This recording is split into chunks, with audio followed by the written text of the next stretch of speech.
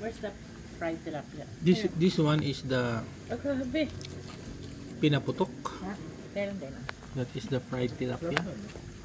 Ano na sarap? Tilapia? Fried. Let's ask Hana the tilapia ano to. I like Expert. tilapia, fried the best.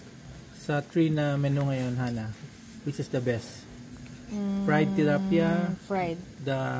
this is pinaputok. The sinanglay would have been the number 1 if it had more fish, but So, anong comment mo? Bakit? it's mostly cabbage. Sabi niya sa nagbalot ng cabbage, ano na siya? Fish na mismo. Ito yung first time ko nakatikim ng ganito. No? Which is okay.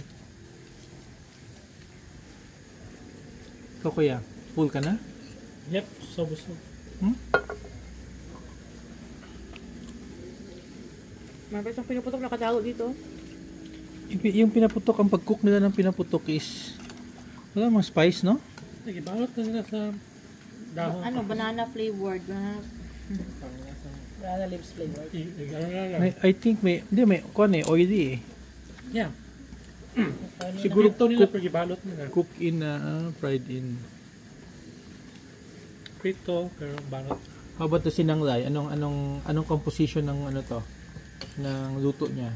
May yellow kasi siya eh. Hindi, coloring? Yellow coloring. Food coloring? Hindi siya food coloring. Baka meron something sa gata, gihalo. Squash? No? Gata ba? Hindi, yung isa is chili ba yan? What about yung green na yan, kuya? Green. Yun. That's onions? Parang mint to eh. Tingnan mo na, try mo daw. Ba't ganyan siya? Onions. Sibuyas lang. Yeah, yung dahon ng sibuyas. Aswete. Yellow na gata kama eh. Aswete. It's the color of aswete is